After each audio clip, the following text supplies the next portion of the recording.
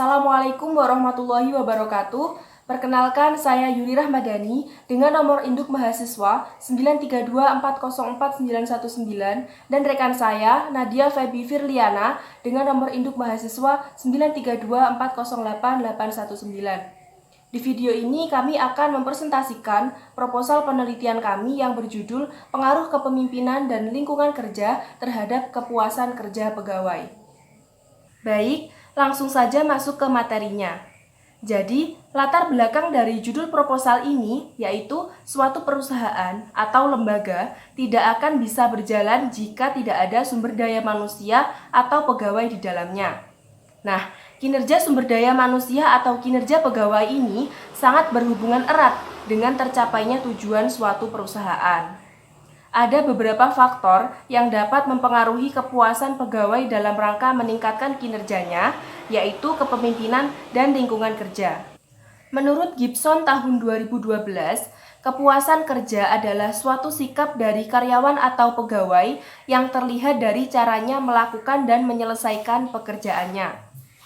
Lingkungan kerja ini mencangkup hubungan kerja yang terbentuk antara sesama pegawai dan hubungan kerja antara bawahan dan atasan, serta lingkungan fisik tempat pegawai. Berdasarkan latar belakang tersebut, maka dapat dirumuskan permasalahan sebagai berikut.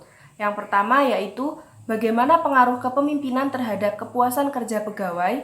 Yang kedua, bagaimana pengaruh lingkungan kerja terhadap kepuasan kerja pegawai. Dan yang ketiga, manakah antara kepemimpinan dan lingkungan kerja yang mempunyai pengaruh paling dominan terhadap kepuasan kinerja pegawai.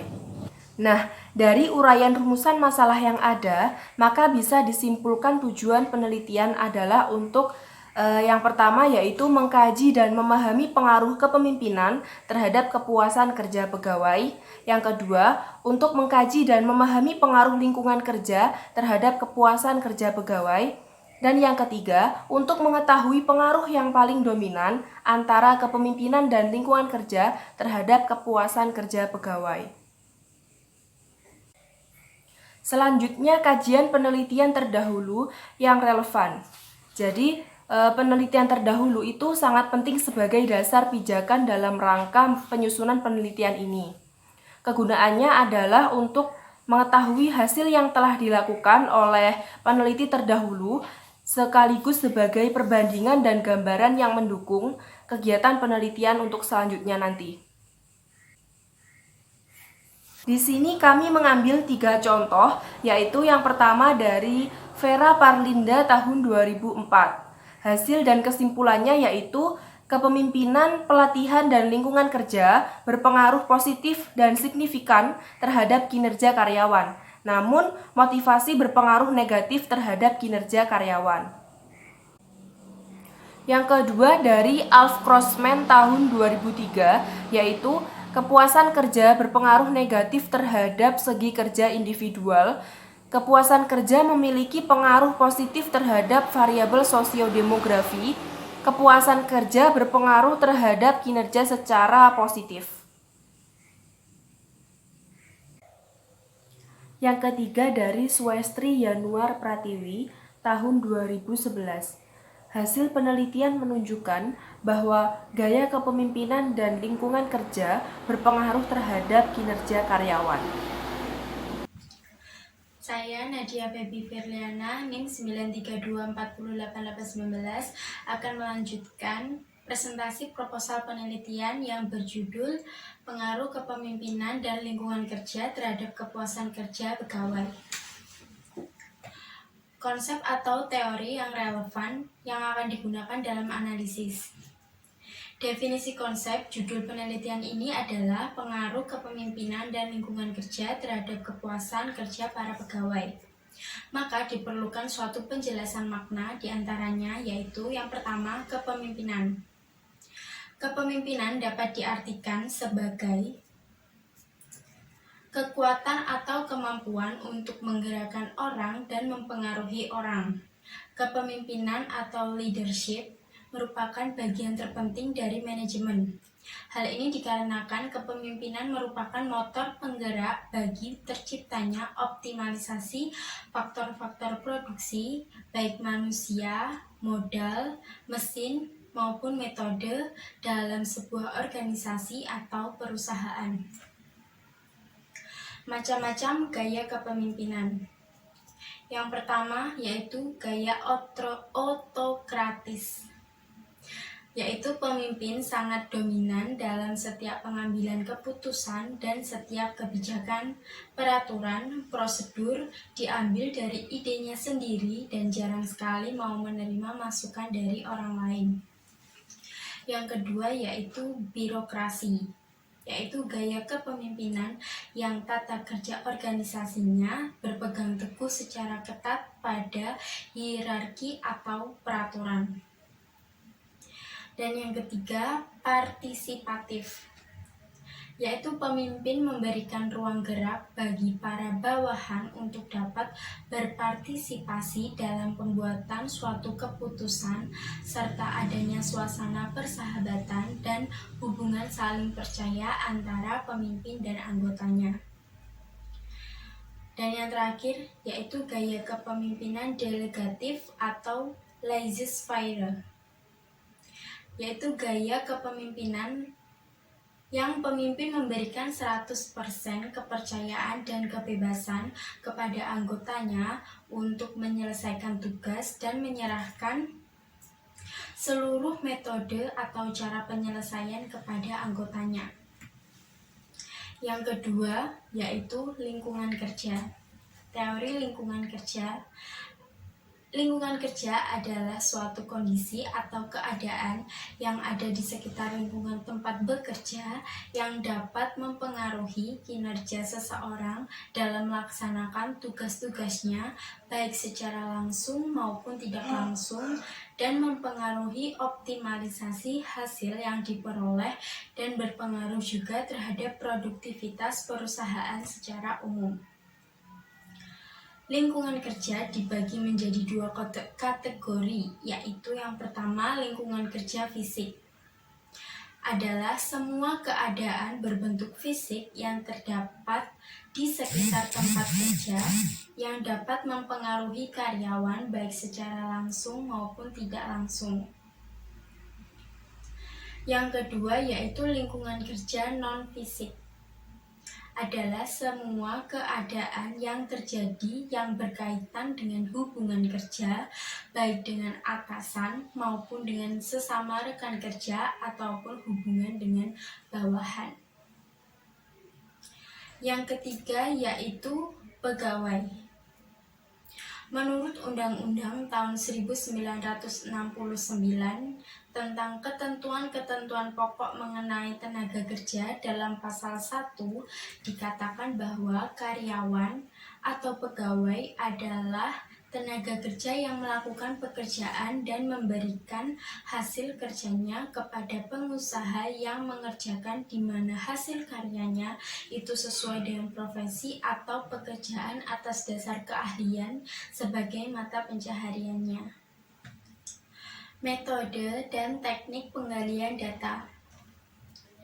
Yang pertama, metode penelitian. Penelitian ini termasuk dalam kategori penelitian asosiatif kausal dengan menggunakan pendekatan kuantitatif. Penelitian asosiatif kausal adalah penelitian yang bertujuan untuk mengetahui pengaruh antara dua variabel atau lebih.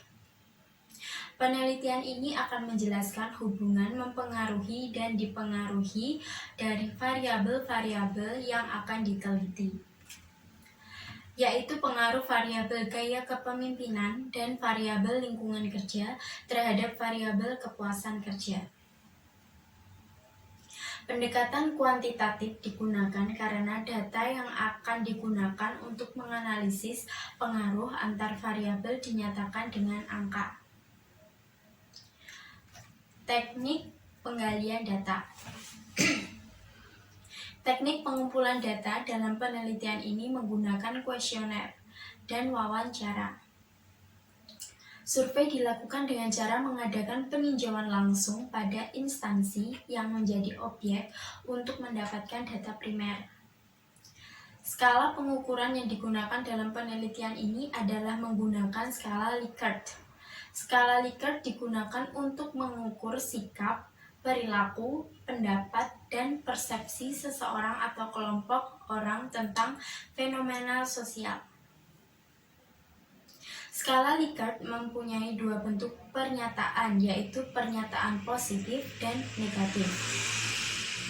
Pernyataan positif diberi skor 4, 3, 2, 1, sedangkan dalam bentuk pernyataan negatif diberi skor 1, 2, 3, 4. Bentuk jawaban skala Likert terdiri dari sangat setuju, setuju, tidak setuju, dan sangat tidak setuju. Kriteria pengukurannya sebagai berikut. Skor 1 berarti sangat tidak setuju.